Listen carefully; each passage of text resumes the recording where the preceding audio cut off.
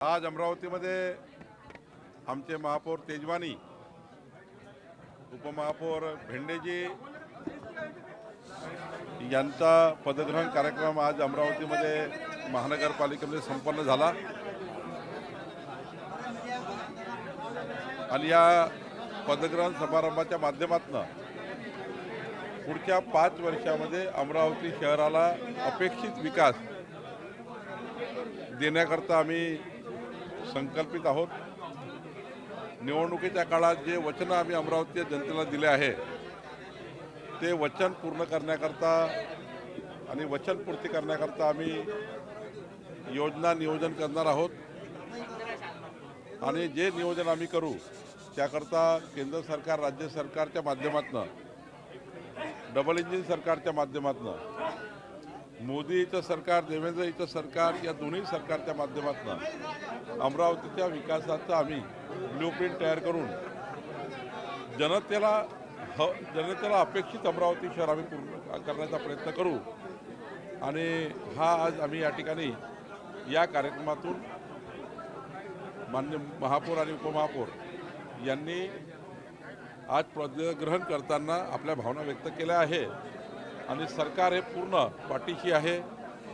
आमचे भारतीय जनता पार्टीचे सर्व नेते, मान्य स्वाभिमान पक्षाचे आमचे सर्व नेते, मान्य रवी राणाजी या ठिकाणी आहेत। आज संजय खोडकेजी श्रद्धांजली कार्यक्रमाची इजाजत असल्यामुळं त्या ठिकाणी आहेत आणि त्यामुळं आम्हाला महायुतीला ज्या ज्या पक्षांनी मदत केली आहे, भाजपा, स्वाभिमान पक्ष आणि स्वाभिमान युवा पक्ष आणि शिवसेना आणि मान्य अजितदादाच्या पक्षाचे आमचे खोडके साहेब, या सर्वांनी मिळून आम्ही आता अमरावतीच्या विकासाला महायुती प्रचंड मजबूत करेल आणि अमरावतीचा पूर्ण विकास करण्याची योजना आम्ही तयार करू। ना आम्ही मागितला त्यांनी कसा दिलाय माहिती नाही, त्यांनी का दिलाय माहिती नाही। शेवटी त्यांच्याकडे कोणी गेलं नाही, त्यांच्याशी आमची काही चर्चा नाही। त्यांनी वर हात का केला हे आम्हाला कळलं नाही, पण आम्हाला त्याची गरजही नव्हती। आमच्याकडे पूर्ण संख्याबळ होतं, पण आता त्यांनी हात वर केला हे आमच्याकडे सदस्यांनी, त्यामुळे आमचा काही दोष नाही। त्यांचा एकही माझ्याकडनं किंवा भारतीय जनता पक्षाकडनं कोणीही MIMच्या संपर्कात राहू शकत नाही।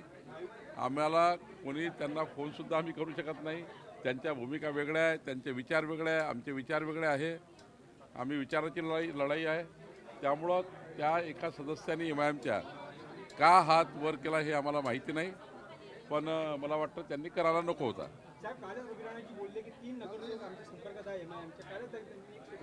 रवी राणाजीचा एक वेगळा पक्ष आहे, युवा स्वाभिमान पक्ष, त्यांच्या अध्यक्ष ते आहेत। त्यांनी आपल्या पक्षात काय निर्णय घेण्याचे अधिकार त्यांना आहे, पण भारतीय जनता पार्टीमध्ये मात्र कुणीही MIMच्या संपर्कात नाही आणि आम्ही संपर्कात राहणारही नाही। 12 जिल्हा परिषदचा निकाल होता, त्यामधून 8 जिल्हा परिषदवर भाजप आहे आणि 3 महायुती आणि 1 राष्ट्रवादी, म्हणजे संपूर्ण 12 जिल्हा परिषदवर महायुतीचा झेंडा फडकला। ग्रामीण महाराष्ट्रात सुद्धा देवेंद्र फडणवीसांच्या विकास योजनांना जनतेने मत दिलं आहे। मोदीच्या सरकारच्या, केंद्र सरकारच्या योजना ज्या आम्ही मांडल्या, देवेंद्रजीच्या सरकारच्या, राज्य सरकारच्या योजना आम्ही मांडल्या आणि जनतेने विकासाला मतदान केलं आहे। महाविकास आघाडीला, काँग्रेसला खास करून विचारमंथन करण्याची गरज आहे। त्यांच्या पराभवातनं आता हे त्यांनी म्हणून आहे की मशीन बिघडली होती, मतचोरी गेले, आता हा नारा पुन्हा लावतील तर पुन्हा खड्ड्यात जातील। त्यामुळं त्यांनी आता या पराभवातनं शिकलं पाहिजे आणि पुढच्या काळात चांगल्या योजना तयार केल्या पाहिजे। निगेटिव्ह प्रचार करून महाराष्ट्रात मतं मिळत नाही, महाराष्ट्रात फक्त विकासावर मतं मिळतात। हे महाराष्ट्राच्या जनतेने तीनही निकाल, नगरपालिकेचे निकाल, महानगरपालिकेचे निकाल आणि जिल्हा परिषदेचे निकाल, या निकालावरनं महाराष्ट्राच्या जनतेने जनता विकासाच्या बाजूने आहे हे दाखवून दिलं आहे। क्या असम के मुख्यमंत्री हेमंत बिस्वा मुझे आतंकी दिखाई देते हैं, ऐसी वडट्टीवार का प्रतिक्रिया है क्या? अब हेमंत बिस्वा जी उनको आतंकवादी दिखाई देते हैं, तो मुझे लगता है कि अभी वडट्टीवार का भी थोड़ा जो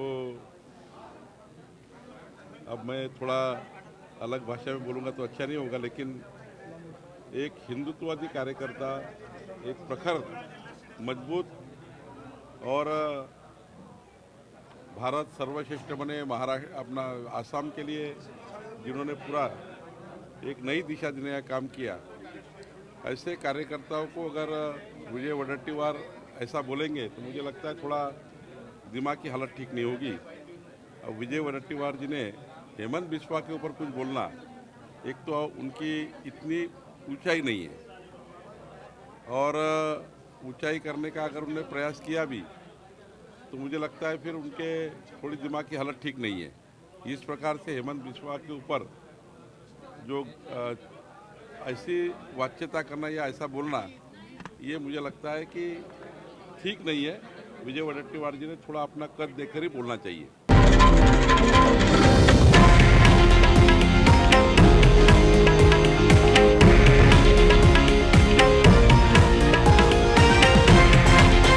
हे आहे देशातील नंबर 1 न्यूज नेटवर्क आणि आपण पाहत आहात TV9 मराठी, एकमेव।